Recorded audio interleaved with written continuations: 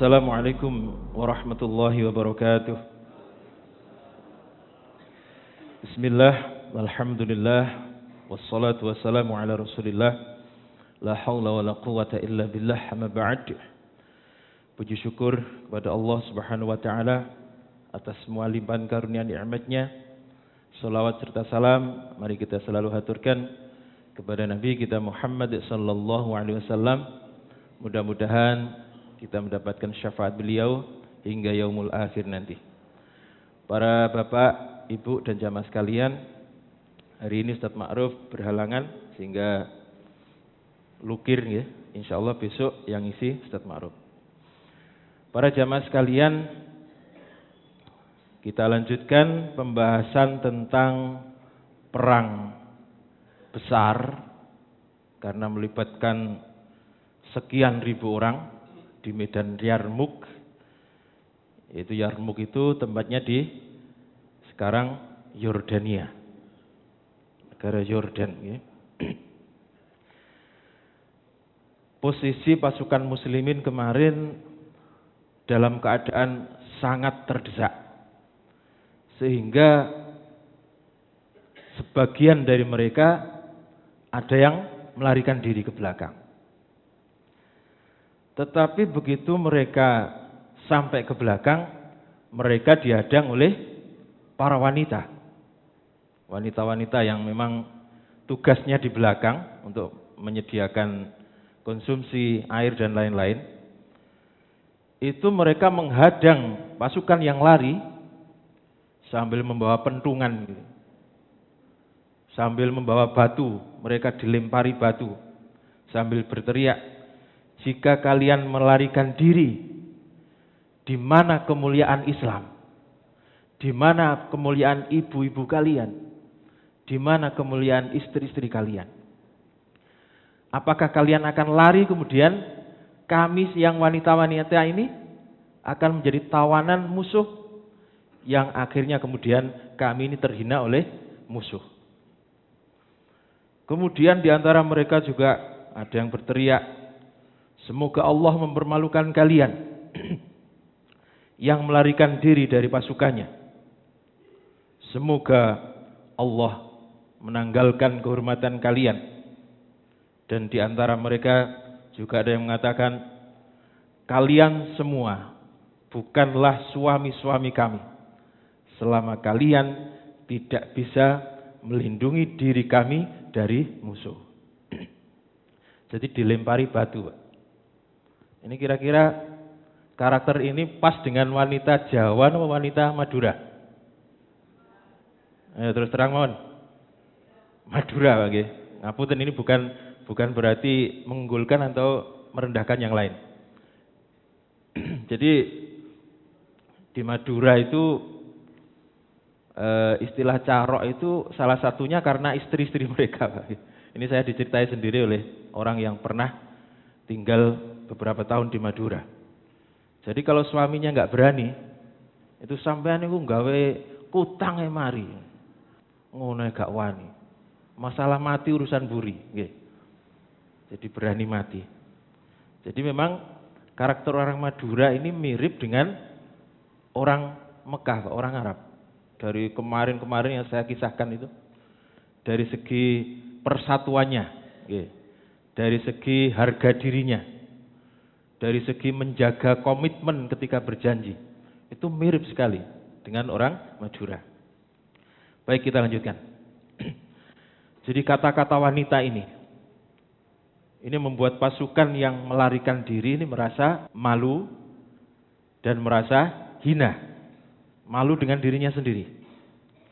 Maka tidak ada pilihan lain kecuali mereka kembali untuk berperang. Mereka kemudian berjuang mati-matian sampai tetesan darah yang terakhir. Masya Allah. Dan mereka bertekad, sebelum saya mati, saya harus bisa merobohkan beberapa pasukan Romawi. Ini luar biasa memang. Jadi memang orang itu kadang-kadang begitu niatnya sudah bulat, tetapi ketika ada rintangan itu kadang-kadang mendal juga. Untung ada wanita yang di belakang, sehingga kemudian membulatkan tekadnya kembali. Masya Allah. Nah, dalam kondisi yang demikian, pasukan muslimin terdesak, kondisi kacau, ya. Khalid bin Walid dengan pasukan elitnya, kalau sekarang mungkin, kalau Indonesia apa Pak? Kopassus, Kopassus, pasukan elit, pasukan berkuda. Ini yang awalnya posisinya di sayap kiri, ya, kemudian menerobos ke sayap kanan, karena pasukan muslimin yang sayap kanan ini luar biasa terdesak, ke sayap kanan, ya, sehingga pasukan Khalid bin Walid ini mampu dan berhasil mendesak pasukan Romawi hingga ke tengah-tengah, ya. Posisinya sudah ke tengah. Kemarin kita sampaikan sudah sampai ke perkemahan.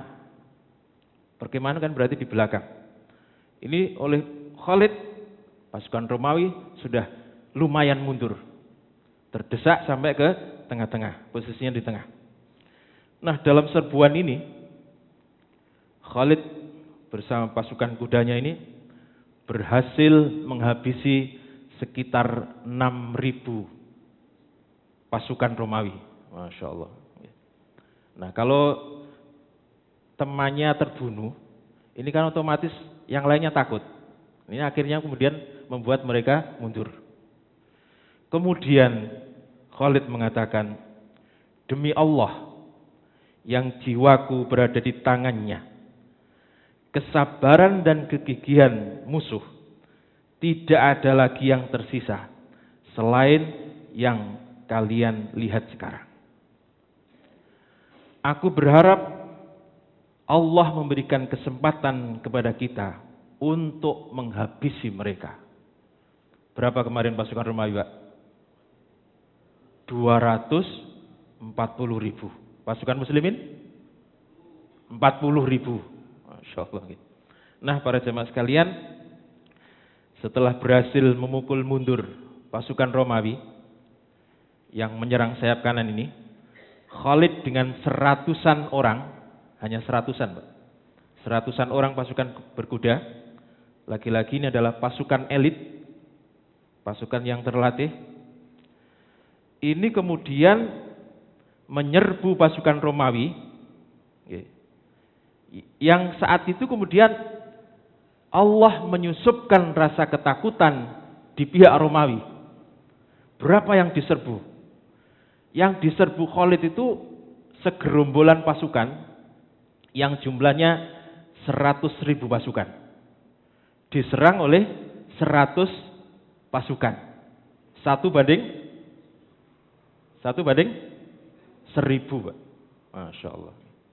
Ini kalau bukan pasukan elit, tidak akan berani. 100 orang menyerang 100.000 orang. Masya Allah. Oke. Tetapi lagi-lagi inilah doa yang ketika pendeta-pendeta mereka memberikan semangat itu, ketika pasukan muslimin mendengar, kemudian mereka berdoa, wahai Allah, masukkan rasa takut ke dalam hati musuh, yaitu pasukan Romawi. Inilah yang terjadi. Jadi 100 pasukan menyerang 100.000 pasukan. Justru yang 100.000 pasukan ini lari tunggang langgang, kocar kacir, Pak. Kenapa bisa demikian?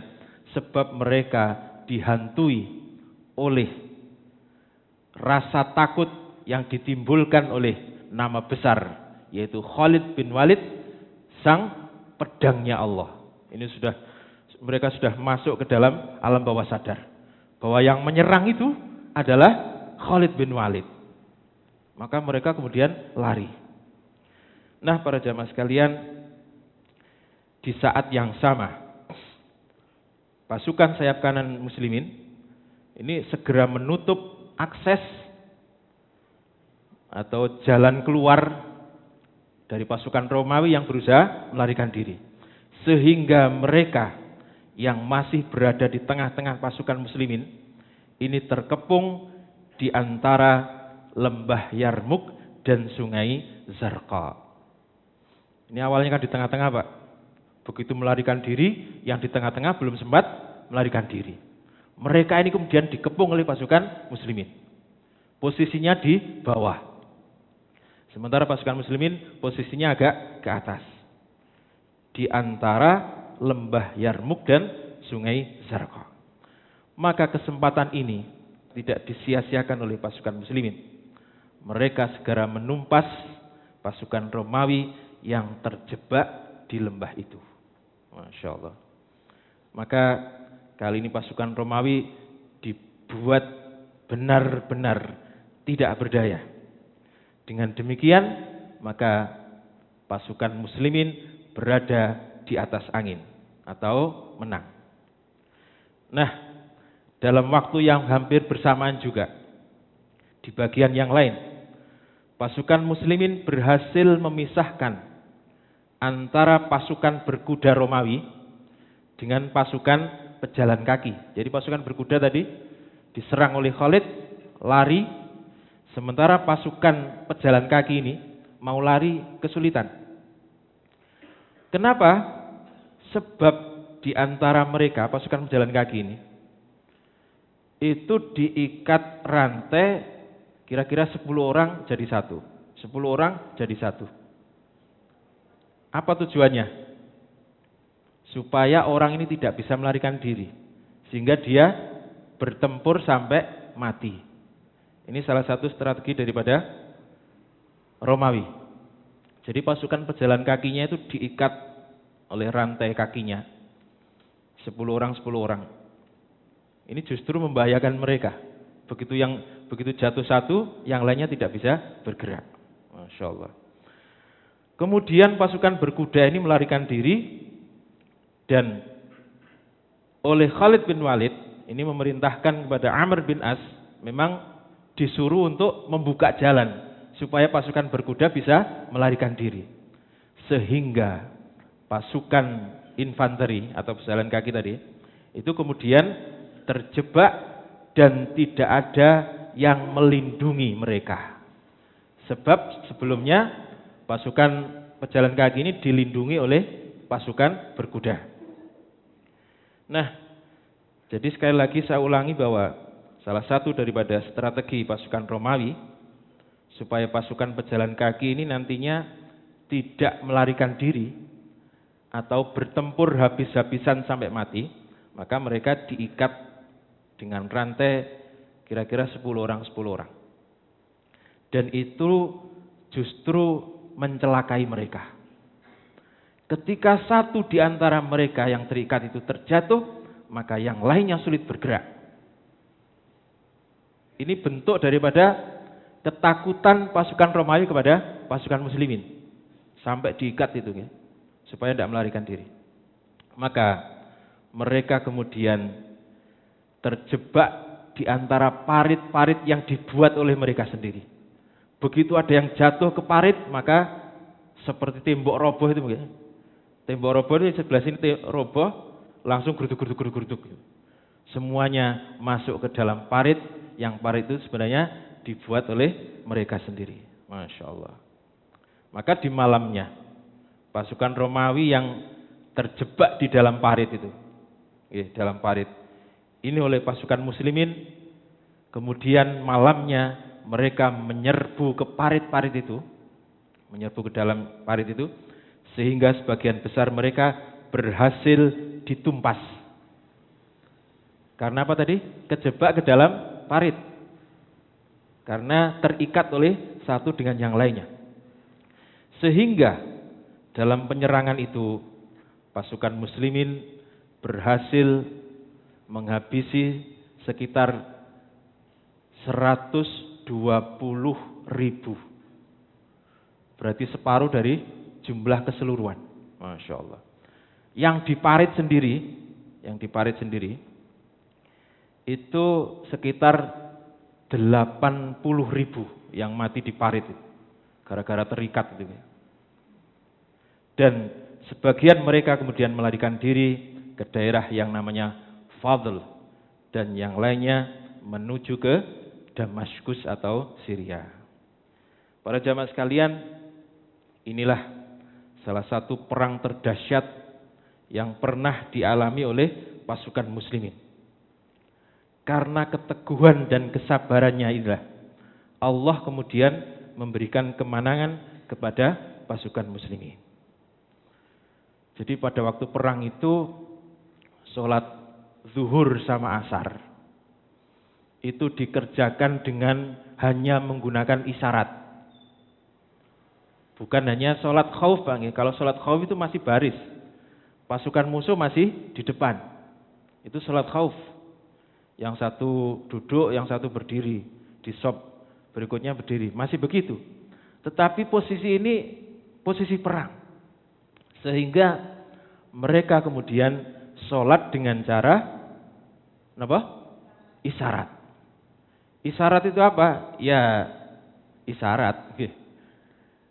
Misalnya Allahu Akbar takbir ya, kalau bisa takbir ya takbir, kalau tidak bisa ya tetap gini tapi batinnya takbir. Sambil mengucapkan kalimat takbir.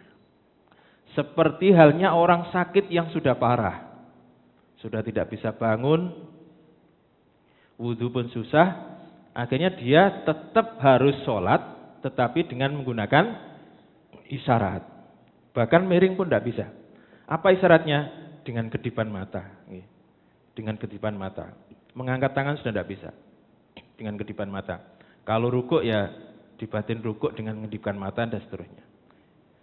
Sementara sholat maghrib dan isyanya ini dilaksanakan tengah malam. Di apa namanya? Di jamak, tengah malam. Karena menunggu perang sudah selesai. Sebab khawatir dikira perang sudah selesai, ditinggal sholat kemudian diserang. Akhirnya malam itu, semalaman itu, mereka kemudian berjaga-jaga menyisir daerah Yarmuk sambil kemudian mengantisipasi barangkali ada balasan dari pasukan Romawi. Nah, setelah dirasa jam segini nih pasukan Romawi tidak mungkin masih ada yang bangun itu, masih ada yang melek itu, tidak mungkin. Akhirnya baru sholat. Sudah dipastikan mereka tidak akan menyerang karena kecapean terus ketiduran, baru sholat. Dijamak antara sholat maghrib dan isya. Dan saya ulangi dulu ya. Dulu pernah dijamak antara sholat zuhur, asar, maghrib, isya jadi satu. Di perang apa Pak? Barangkali masih ingat. Di perang Khandaq. Saking luar biasanya keadaan pada waktu itu. Mereka dikepung siang dan malam. Maka sholat itu kemudian dijamak jadi 1/4 ini. Kalau subuhnya enggak. Untuk apa? Untuk menunggu waktu itu pasukan musyrik ya, 10.000 pasukan. Itu kira-kira mereka sudah tertidur semua. Enggak mungkin menyerang. Sehingga kemudian pasukan muslim ini bisa sholat dengan leluasa. Zuhur, asar, maghrib, isya. Dijamak menjadi satu. Kira-kira jam 1, jam 2 malam. Masya Allah. Saking luar biasanya pengepungan pada waktu itu. Ngerti nggih? Lalu apakah boleh sekarang begitu, Pak? Boleh atau tidak? Boleh asalkan situasinya mirip dengan itu. Oke? Misalnya, mohon maaf ngapunten. Jangan pernah terjadi kalau bisa nggih. Nauzubillah. Jenengan dikepung rampok, dikepung orang. Mulai pagi sampai malam. Mau keluar kamar wudu kesusah. Maka kemudian ketika dirasa pengepungan itu sudah selesai karena orangnya capek, ketiduran, terus terjadi itu malam, malam jam 1, jam 2 boleh. Karena asarnya tidak bisa, zuhurnya juga mau keluar tidak bisa. Terus maghribnya juga nggak bisa, isya masih belum bisa. Maka itu boleh dijamak menjadi satu. Boleh Pak. Tetapi hampir tidak mungkin Pak. Jadi jamak sekarang ya zuhur asar, sama maghrib isya. Pun niku nggih. Baik, kita lanjutkan. Jadi pasukan muslimin ini berjaga-jaga mulai dari malam sampai terbitnya matahari untuk memastikan bahwa pasukan Romawi tidak menyerang balik. Maka di pagi harinya pasukan muslimin telah berhasil mengamankan seluruh harta, tenda-tenda yang di dalamnya ada kasur-kasur empuk itu. Satu panglimanya itu memiliki 30 tenda dengan fasilitas yang mewah. Kemarin kan sudah saya sampaikan bahwa mereka itu di dalamnya tenda itu ada karpetnya terbuat dari sutra. Luar biasa. Satu panglima itu, belum panglima yang lain. Belum punyanya prajurit-prajurit yang lain. Masya Allah. Jadi tenda-tenda ini yang isinya barang-barang berharga itu dalam posisi melarikan diri dari perang tidak mungkin dibawa. Sehingga ini kemudian menjadi harta rampasan perang yang disebut dengan apa Bu? Ghanimah. Ngoten nggih. Nah, para jemaah sekalian, di perang Yarmuk inilah jumlah pasukan muslimin yang terbunuh, yang gugur, yang mati syahid itu sekitar 3.000 prajurit. Di antara mereka termasuk para sahabat-sahabat Nabi. Ada Ikrimah bin Abi Jahal, kemudian Abu Hudzaifah, kemudian Abdullah bin Suhail, ada Sa'id bin Zaid, yaitu sepupunya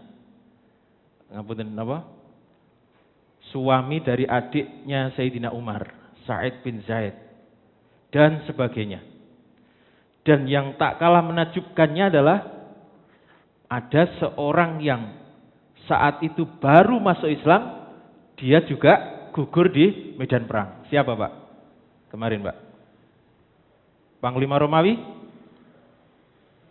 Georgius Theodorus. Masya Allah. Ini juga gugur di hari itu juga. Masya Allah, luar biasa. Georgius Theodorus ini masuk Islam di hari itu, di paginya. Kemudian diajari Khalid wudhu, sholat 2 rakaat bersama Khalid, kalau sendirian tidak bisa. Kemudian siang perang, dan dia kemudian terluka oleh pasukan Romawi, yang tidak lain adalah anak buahnya sendiri. Dan dengan luka itu kemudian dia gugur dan syahid di jalan Allah. Masya Allah. Dialah Georgius Theodorus. Dia telah merasakan lezatnya iman, walaupun tidak sampai 1 hari. Dia hanya sempat melaksanakan sholat 2 rakaat, kemudian terbunuh, gugur di medan perang. Dan walaupun demikian, dia kemudian mendapatkan kedudukan yang tinggi di sisi Allah dan Rasulnya, bahkan melebihi kita mungkin. Semoga Allah meridainya. Kita kirim Fatihah yang pertama untuk syuhada yang gugur di medan Yarmuk, yang kedua khusus untuk pasukan Georgius Theodorus. Al-Fatihah. A'udzubillahi minasyaitonir rajim. Bismillahirrahmanirrahim. Alhamdulillahirabbil alamin. Arrahmanir rahim. Maliki yaumiddin. Iyyaka na'budu wa iyyaka nasta'in. Ihdinas siratal mustaqim. Siratal ladzina an'amta 'alaihim ghairil maghdubi 'alaihim waladdallin. Amin. Sekali lagi, semoga Allah meridhai seorang yang bernama Georgius Theodorus atau Jaroja ini. Lalu berapa jumlah korban di pihak Romawi? 120.000. 120.000 yang saya sebutkan tadi. Separuh dari jumlah pasukan. Masya Allah. 80.000 ini terbunuh di parit itu karena kejebak dengan rantainya itu. Sementara yang 40.000 terbunuh di lembah Yarmuk. Masya Allah. Maka dengan demikian pasukan muslimin bergembira dengan kemenangan besar yang telah diraih Bayangkan Pak, 40.000 melawan 240.000. Masya Allah, luar biasa nih. Maka mereka kemudian bergembira. Tetapi para jamaah sekalian, setelah mereka bergembira, ada sesuatu yang mengganjal di hatinya. Kegembiraan itu kemudian berganti kesedihan setelah sepucuk surat datang dari Madinah. Apa isinya itu? Akan kita bahas pada pertemuan yang akan datang. Tapi sebelumnya Pak, sebelum kita membahas apa isi surat ini, insya Allah pekan depan kita lihat filmnya dulu. Setuju Pak? Film perang tentang perang Yarmuk. Masya Allah. Baik, ini yang bisa saya sampaikan pada hari ini. Mudah-mudahan manfaat. Kurang lebihnya mohon maaf. Assalamualaikum warahmatullahi wabarakatuh.